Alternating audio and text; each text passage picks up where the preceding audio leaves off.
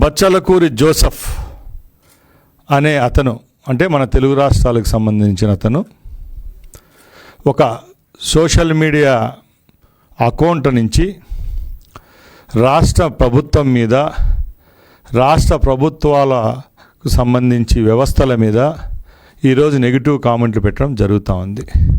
మనందరికీ తెలుసు, ఈ ప్రభుత్వం ఏర్పడిన తర్వాత ఎవరైతే సోషల్ మీడియాలో స్త్రీల పట్ల కానీ అలాగే వ్యవస్థల పట్ల కానీ తప్పుగా మాట్లాడే వారి మీద చర్యలు తీసుకోవడం జరుగుతూ ఉంది. దానిలో భాగంగానే చాలామంది మీద కఠిన చర్యలు తీసుకున్నాం. దానిలో భాగంగానే ఈ రావణ్ అనే ఎవరైతే యూట్యూబర్ ఉన్నాడో అతని మీద యూఏపీఏ చట్టం కింద కేసు నమోదు చేయడం జరిగింది. ఇది విదితమే, రోజు మనం మీడియాలో చూస్తూ ఉన్నాం. దీని మీద కూడా వైసీపీకి సంబంధించిన నాయకులు ఇది పెద్ద దేశ సమస్య కట్టు చూపిస్తూ ఇతనేదో పెద్ద మహానుభావుడు, స్వాతంత్ర ఉద్యమంలో పాల్గొన్నవాడు విధంగా ఆయన చిత్రీకరించడం చాలా హాస్యాస్పదం. ఎందుకంటే ఈ రాష్ట్రం అనేదానికి ఒక బ్రాండ్ ఉంది. గత 5 సంవత్సరాల్లో రాష్ట్రానికి మబ్బులు పడితే ఇప్పుడిప్పుడే ఆ మబ్బులు విరుగుడైతూ రాష్ట్రానికి పెట్టుబడులు వస్తూ ఉన్నాయి. ఒక పక్కల చంద్రబాబు గారి నాయకత్వంలో ఇవన్నీ జరుగుతూ ఉంటే, ఒక పక్కల జగన్మోహన్ రెడ్డి గారి నాయకత్వంలో ఇంకో పని చెడగొట్టే ప్రయత్నమే ఇలాంటి రావణులు, రావణాసురులు. మేము ఒకటే చెప్తున్నాం, మా ఆత్మస్థైర్యాన్ని, మా నాయకుడి యొక్క కమిట్మెంట్ను ఎవరు దెబ్బతీయలేరు. దీనికి ఒకటే కారణం, ఆ రోజు మీరు చంద్రబాబు నాయుడు గారిని అరెస్ట్ చేసిన రోజే తెలుగుదేశం పార్టీ పని అయిపోయింది అనుకున్నారు. ఏమైంది? మీకు 11 సీట్లు వచ్చినాయి.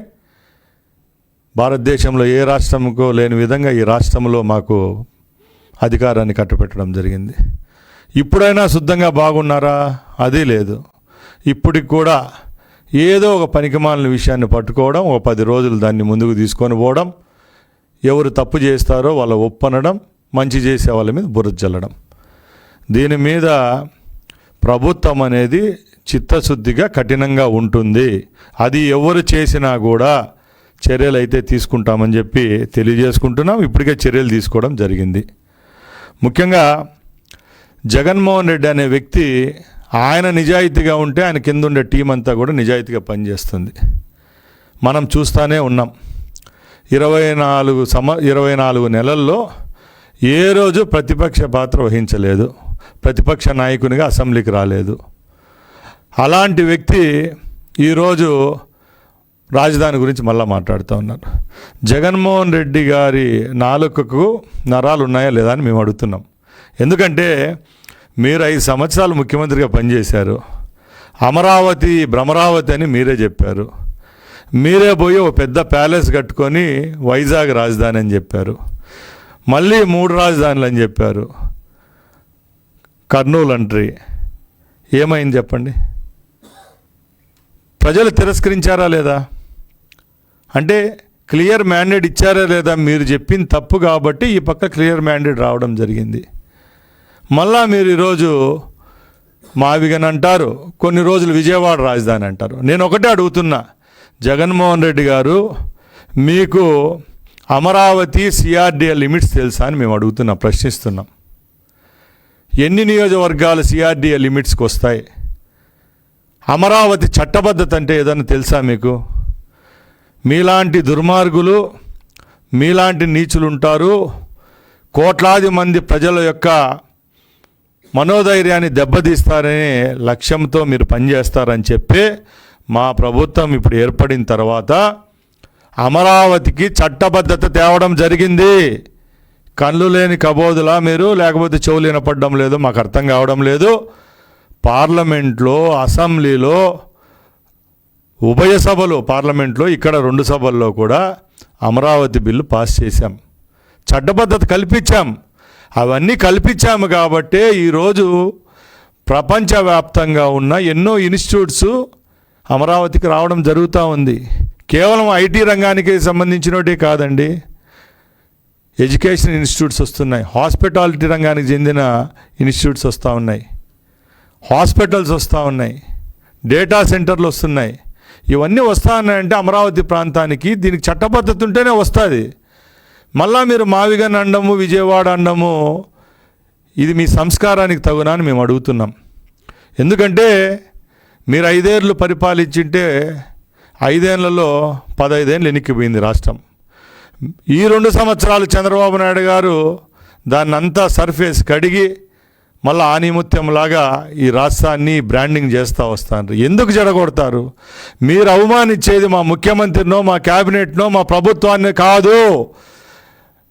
మీరు విమర్శిస్తూ ఉండేది, మీరు చెడగొడతా ఉండేది ఆంధ్ర రాష్ట్రంలో ఉన్న 5.5 కోటి మంది ప్రజల యొక్క మనోధైర్యాన్ని. ఇది మీరు గ్రహించాలి. రాజకీయాలు ఉంటాయి, పోతాయి, అధికారాలు వస్తాయి, పోతాయి. మన ప్రజలు మన మీద విశ్వాసం పెట్టుకున్న వాళ్ళు, ఏ జాతినైతే మనల్ని ఎన్నుకున్నారో, మిమ్మల్ని కూడా 5 సంవత్సరాలు ముఖ్యమంత్రి చేశారు కదా, వాళ్ళ మీద కొంచెమన్నా కరుణ లేదా అని మేము అడుగుతున్నాం జగన్మోహన్ రెడ్డి గారిని. ఇంకో విషయానికి వస్తే, ఈరోజు భారతదేశంలో ఇన్ని రాష్ట్రాలు ఉన్నాయి. అన్ని రాష్ట్రాల్లో పెట్టుబడుల సంఖ్య చూడండి, ఆంధ్ర రాష్ట్రంలో ఉన్న పెట్టుబడుల సంఖ్య చూడండి, ఇక్కడ జరుగుతున్న ఎంఓయూలు చూడండి. గూగుల్ డేటా సెంటర్ రావలేదా వైజాగ్కు?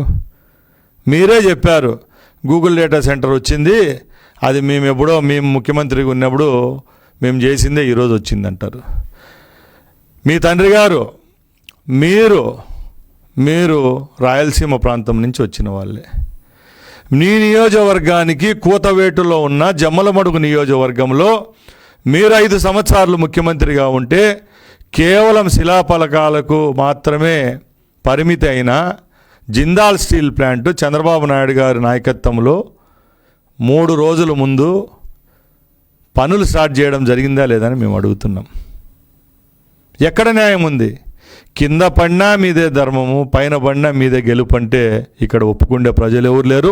ప్రజలకు అంతా తెలుసు ఏ ప్రాంతానికి ఎవరు చేస్తున్నారో, ఏ ప్రాంతానికి మంచి చేసేవాడు ఎవడు, చెడ్డ చేసేవాళ్ళు ప్రజలకంతా తెలుసు. కాబట్టి జనాలు చాలా విఘ్నులని మేము తెలియజేసుకుంటున్నాం.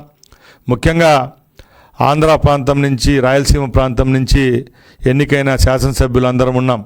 మా అందరికీ తెలుసు చంద్రబాబు నాయుడు గారు ఏ ప్రాంతాలకు ఏ విధంగా మంచి చేస్తున్నారో. ఈరోజు రాయలసీమ ప్రాంతం సస్యశ్యామలంగా ఉంది, పచ్చగా ఉంది, 3 పువ్వులు 6 కాయలుగా ఉండదంటే ఎక్కడ కృష్ణమ్మ, ఎక్కడ కుప్పం? కృష్ణా నది ఎక్కడ పుడుతుంది, ఎక్కడ ప్రవహిస్తుంది? కుప్పంలో చివరి ప్రాంతానికి నీళ్ళు ఎలా వెళ్తున్నాయి? ఇది చేసింది మీరా, చంద్రబాబు నాయుడు గారా? ఒకసారి ఆత్మవిమర్శ చేసుకోవాలి. ఈరోజు కుప్పం నియోజకవర్గం భారతదేశంలోనే ఒక మోడల్ నియోజకవర్గంలో తయారవుతూ ఉంది.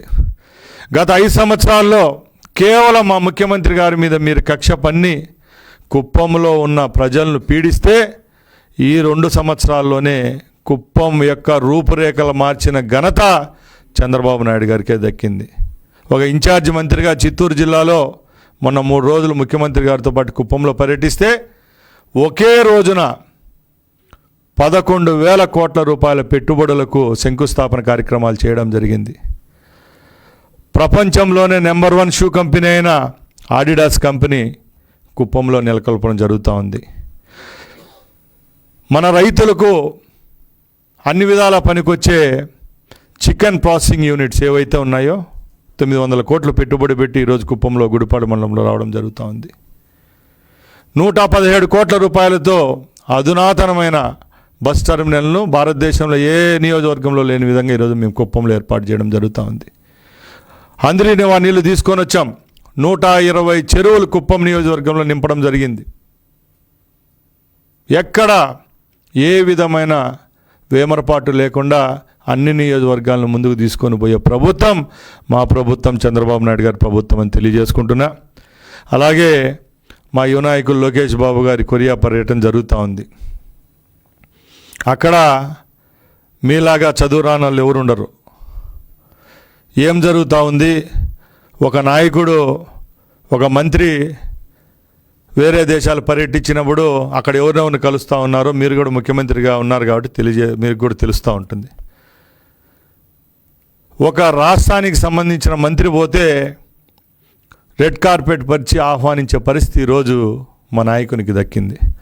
ఎందుకంటే ఆయన విద్యాభ్యాసము, ఆయన చదువుకున్న ఆయన విలక్షణత, ఆయన యొక్క నిడారంభరతోనే ఈరోజు చిన్న వయస్కుడైనా కూడా పెట్టుబడుల పరంపర ఈ రాష్ట్రానికి తెచ్చే బాధ్యత ఆయన భుజాలపైన వేసుకొని ఈరోజు తీసుకొని రావడం జరుగుతూ ఉంది.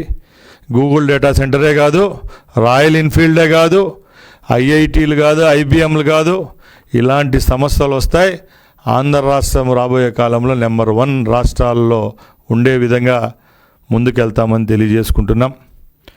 అదేవిధంగా మేము ఒకటే చెప్తున్నాం, తెలుగుదేశం ప్రభుత్వం ఏర్పాటైన తర్వాత ఈ రాష్ట్రంలో ఎక్కడ కేసులు, కక్షలు, కార్పణ్యాలు మీ ప్రభుత్వానికి మా ప్రభుత్వానికి ఒకసారి పోల్చుకోండి.